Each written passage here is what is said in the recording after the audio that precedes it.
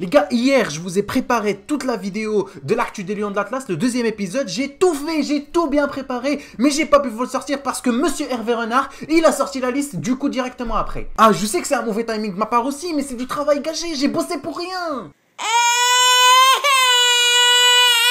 Du coup voilà, une vidéo qu'on jette parce que je vous ai parlé de plein de rumeurs, du retour peut-être de Boufal, de Ben Atia, et maintenant je peux pas la sortir vu que c'est confirmé. Et d'un autre côté, je suis très content parce qu'aujourd'hui c'est pas moi qui fais le montage. Et oui, je dois bosser ce soir très tard, donc Océane va s'occuper de cette vidéo pour vous la sortir le plus tôt possible. Parce que attention, ce week-end, grosse vidéo, mais grosse vidéo, je vous explique les systèmes de qualification, une vidéo bien illustrée, où vous verrez pas ma face, vous verrez que des illustrations pour bien comprendre comment le Maroc peut passer et comment le Maroc pourra donc participer à cette Coupe d'Afrique au Cameroun. Du coup j'ai assez parlé pour l'introduction, générique.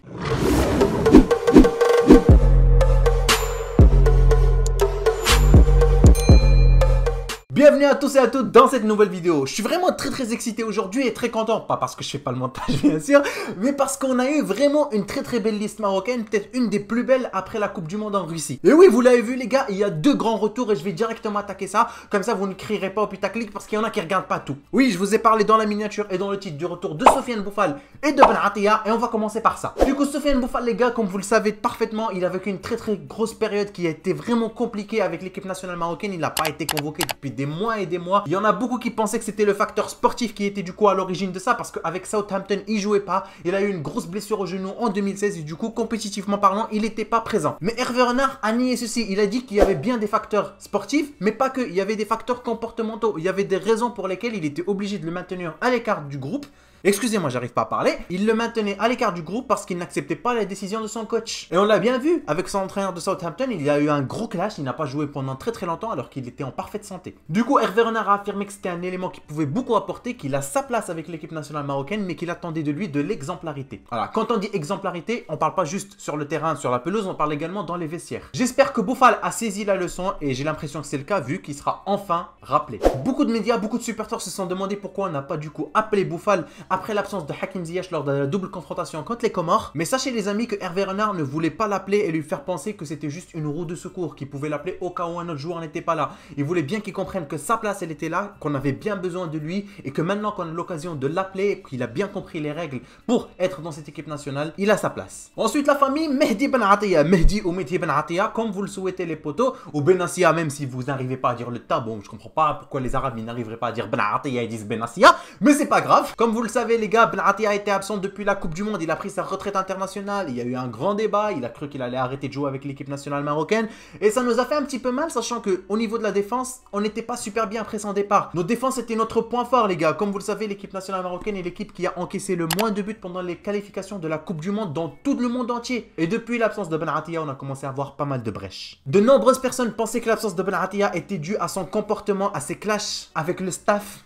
Donc arrêtez de parler, arrêtez de mentir, les Lions de l'Atlas, il y en a marre. Mais ce n'était pas ça les amis. Hervé Renard a affirmé qu'il était en contact avec Ben Atia et qu'il attendait qu'il revienne avec impatience. On comprend donc que Ben Atia a le privilège de choisir un petit peu ses matchs. Beaucoup de médias ont critiqué ceci en disant qu'on ne demande pas à un joueur de venir avec l'équipe nationale marocaine, qu'on le lui imposait. Si on te demande toi monsieur Boujem'a de venir avec l'équipe nationale marocaine, t'es obligé, t'as pas le choix. Hervé Renard a dit le contraire, qu'on demandait mais qu'on n'imposait pas. So, Hervé Renard a dit que Mehdi Ben Atia était un joueur qui lui avait énormément apporté, qu'il n'avait pas la mémoire courte et que c'était un des meilleurs joueurs de l'histoire du football marocain. Du coup, on comprend que Ben Atia a bien voulu jouer ce match, qu'il a été en accord avec Hervé Renard et on va enfin voir le retour de notre capitaine.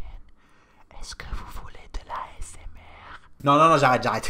Du coup, tous les joueurs que je vais vous citer les gars avec Boufal et Ben Atia seront convoqués à partir de ce lundi 12 novembre pour un stage et pour une préparation à Bouznera. Ce sera pour le match prévu le 16 novembre à Casablanca contre le Cameroun. Ce sera donc la 5e et avant-dernière journée des éliminatoires de la Coupe d'Afrique qui se déroulera au Cameroun. Pour ceux qui n'ont pas encore compris les gars, je vais vous sortir la vidéo qui vous explique tout le système de qualification et des éliminatoires. Elle va sortir ce week-end, je sais pas quand exactement parce que c'est une vidéo qui a déjà nécessité plus de 5 heures de montage. Donc c'est pas encore fini, elle va sortir ce week-end et elle va tout vous expliquer. Bon tiens, j'ai envie de voir qui regarde les vidéos en entier, qui ne les regarde pas en entier. Est-ce que ça vous dit de mettre un petit mot dans le chat? Comme ça je vois quelles sont les personnes qui regardent jusqu'au bout. Bah pas jusqu'au bout, mais tout. A few moments later. Vas-y, j'ai trouvé un truc, rien à voir. vous allez tous écrire dans le chat RIP les lunettes. Tous ceux qui ont regardé ça, écrivez dans le chat hashtag RIP les lunettes. Bon, on va commencer du coup avec la liste complète les amis. Du coup, en gardien, Mounir Kejoué Mohamedi, les gars, qui est très très bon avec le Malaga et qui est auteur de très très bonnes performances en Liga. Yassine Bounou, surnommé le Spider-Man de son équipe, la Gérone. Et on en avait déjà parlé, c'est vraiment un très très bon gardien et il fait ses preuves. Donc on a vraiment deux gardiens qui sont à la hauteur. On peut ou choisir Mounir ou choisir Bounou. Je trouve pas trop de différence, mais les deux sont vraiment super bons. Ahmed Reda Tsegnauti, lui on répète son mot à chaque fois dans les vidéos avant match, mais dans les vidéos après match, on n'entend pas parler de lui, Mskin. On parle jamais de lui, frère, il joue jamais. Oh, Hervé Renard, donne-lui un petit peu de temps de jeu. Bon, peut-être pas dans les matchs officiels, peut-être qu'on a la Tunisie après le 21, mais bref, t'as compris. En défenseur central, on a Marwan Dacosta qui nous avait mis un petit peu en doute dans la double confrontation contre les Comores avec l'absence de Ben Atia. Il n'a pas forcément été à la hauteur, ses prestations et ses anticipations n'ont pas toujours été top. Mais bon, il est là quand même. Pourquoi?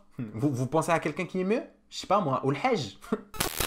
Ghanem Saïf qui n'est pas forcément dans la meilleure période avec son équipe actuelle, mais il est quand même nécessaire à notre équipe. On passe à Achraf Hakimi les gars, la nouvelle pépite du Dortmund qui est auteur de très bonnes performances. Je pense vraiment que c'est le joueur qui a fait le meilleur début de saison de tous nos professionnels marocains. Oh les gars, l'année prochaine il sera au Real Madrid, il sera titulaire et vous le verrez marquer tous les buts. Ce sera le prochain Ronaldo en défenseur droit. Roberto Carlos de la droite. Les amis, en défenseur central, Achraf Dari, le défenseur central du Wydad. Je peux pas vous dire grand chose sur lui vu que j'ai pas eu le temps de suivre la Botola cette année, excusez-moi. Je suis un Rajaoui, j'adore le Raja. J'ai suivi le Raja pendant des années et des années, tout ce que vous voulez. Mais j'ai pas le temps. Excusez-moi, j'ai pas le temps. Je suis overbooké, voilà, homme d'affaires. Karim Al-Ahmadi, les gars, sera également présent. Le Swiglas de l'Etihad. Voilà, il est un petit peu parti cette fois-ci au Moyen-Orient.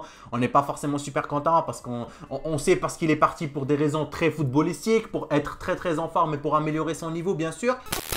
Bon les gars, vous aurez compris, je suis pas vraiment super d'accord avec les joueurs qui partent dans des championnats comme ceci, mais bon, Karim Lahmadi c'est vraiment un joueur qui est nécessaire à notre effectif. Dans le milieu de terrain, s'il n'est pas là, on voit très rapidement la différence. Youssef Aït Ben Nasser, le milieu de terrain du Monaco qui est pas forcément super bon avec l'équipe nationale marocaine vu qu'il n'a pas forcément le temps de jouer énormément, mais qui a sa place on va dire chez Hervé Renard. Bon, Bark Bossofa, ne me demandez pas pourquoi, il n'a toujours pas de club mais il est toujours là.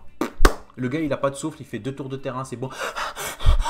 Mais il est toujours dans l'effectif. Marhaba bek, viens khoya, viens. Nous on accueille tout le monde. Wallah, les restos du cœur. Marhaba, tral. Younes Belhanda également les gars au numéro 10 avec 4 matchs joués uniquement avec son équipe le Galatasaray en Super League cette année. C'est très pauvre, il n'a pas le meilleur début de saison possible. Bon, début de saison, je dis début de saison mais on est en novembre, ça fait 2 mois que ça a commencé.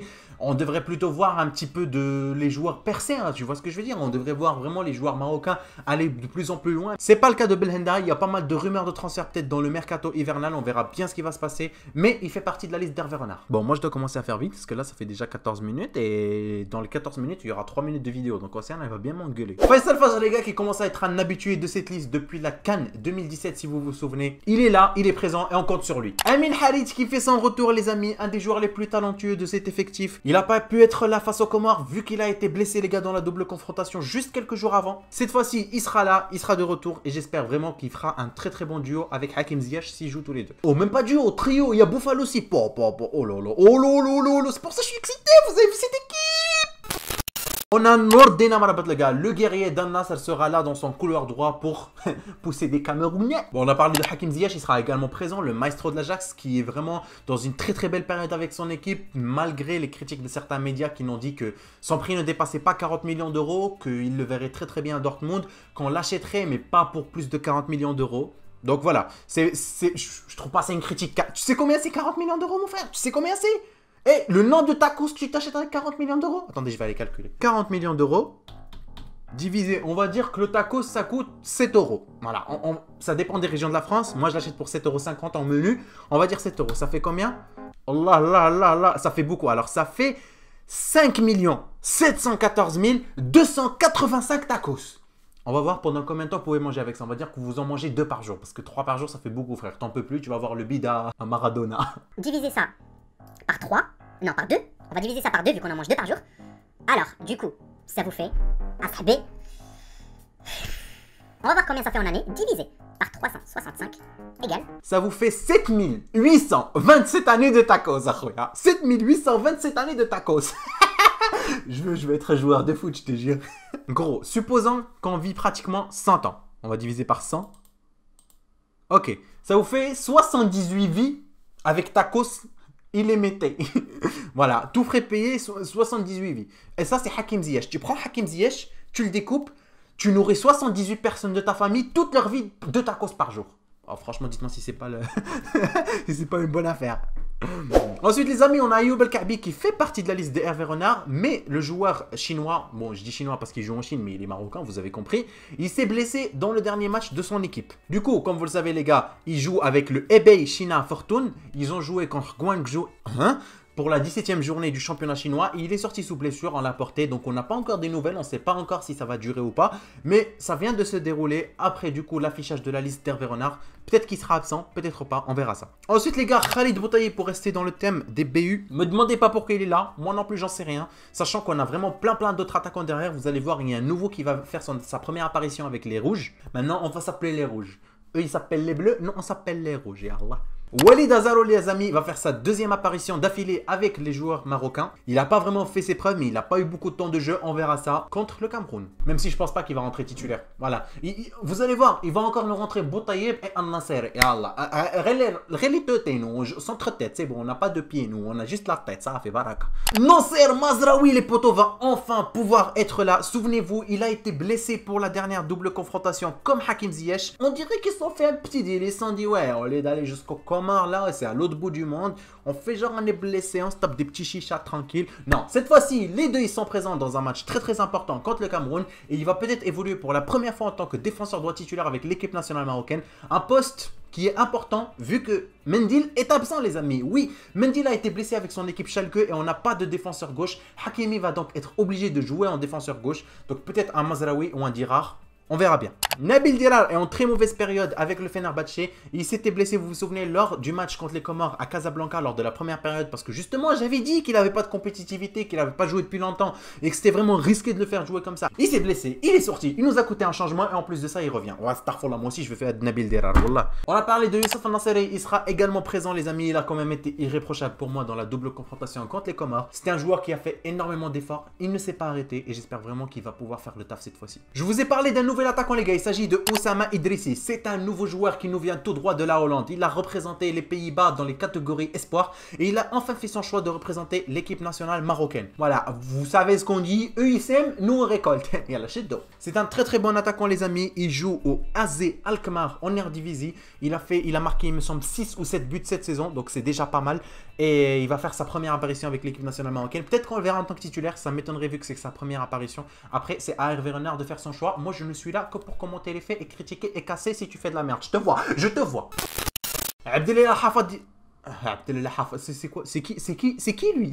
De qui on parle? Abdellah Hafidi, les amis, n'a pas pu jouer le dernier match vu qu'il a été également blessé et n'a pas pu se déplacer aux Comores et même à Casablanca. Cette fois-ci, il sera présent avec le Maroc. Voilà, j'ai rien à dire sur lui, je vous dis, je regarde pas la boto là. Il sera présent avec le Maroc. Ça, tu veux quoi de plus, wesh? Hey, tu veux que je te dise sa taille, son poids? Vas-y, je vais te trouver sa taille et son poids. Alors, Hafidi est né le 14 mai 1992, il a donc 26 ans. Son lieu de naissance est Boujed, il fait 1m69, il fait 69 kg et c'est un milieu de terrain qui joue au Raja de Casablanca. C'est ça que tu voulais? C'est facile, hein? Tu tapes, tac, tac, tac. Tout le monde peut faire les vidéos comme moi. Vas-y, faites des vidéos comme moi.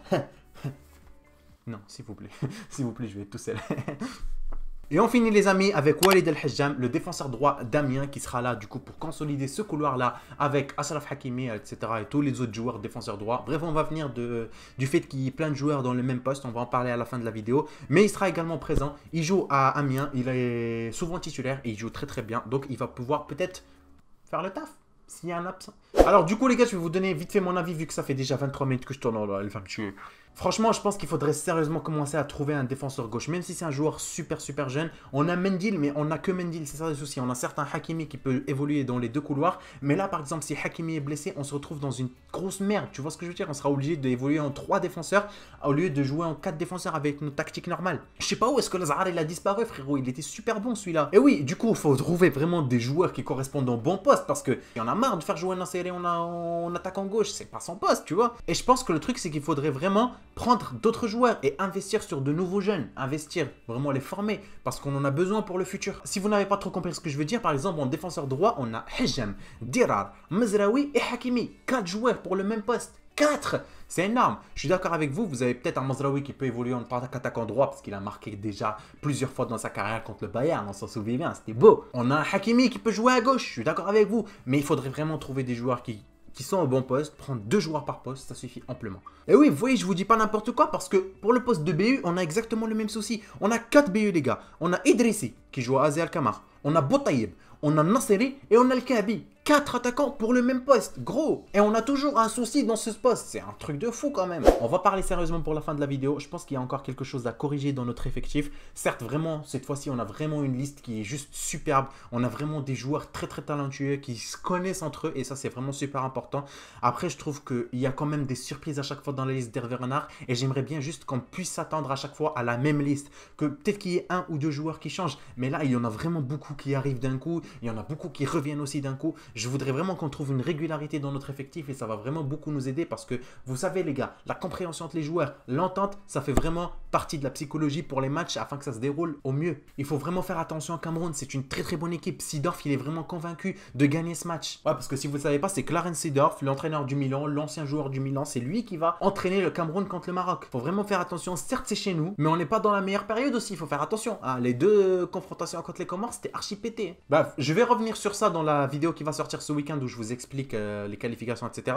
Mais eux, ils passent quel que soit le résultat. Même s'ils sont 4e, ils vont passer. Donc en fait, ils s'en foutent pas. Ils s'en foutent pas. C'est ça qu'il faut savoir, les gars. Il y en a plein qui disent, ouais, de toute façon, ils vont passer quel que soit le résultat. Donc ils pourront peut-être laisser le Maroc gagner. Non, ils doivent vraiment prouver à leur peuple qu'ils peuvent gagner cette Coupe d'Afrique. Surtout que ça va se dérouler chez eux. Et le Maroc, c'est un très très bon test pour eux, vu qu'on est une équipe qui est quand même assez solide. Hein. On a quand même participé à la Coupe du Monde. On a quand même mis en difficulté l'Espagne. On est vraiment bien classé. On a vraiment des joueurs de taille mondiale.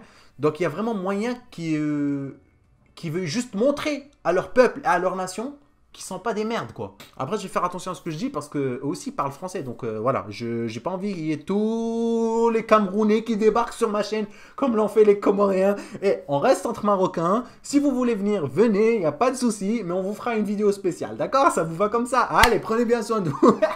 Non, franchement les gars, ce sera vraiment un très très bon match à regarder, il faudra vraiment bien gérer parce que la clé de notre qualification, elle est là, elle est entre nos mains et il suffit juste de bien gérer nos 2 derniers matchs pour qu'on puisse être là-bas et peut-être soulever enfin ce trophée. Ça faisait tellement longtemps. Depuis 1976, gros. Depuis 1976.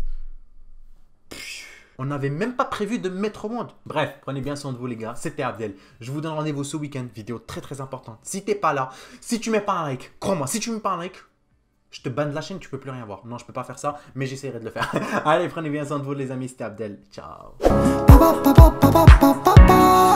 Je suis dans ma favela.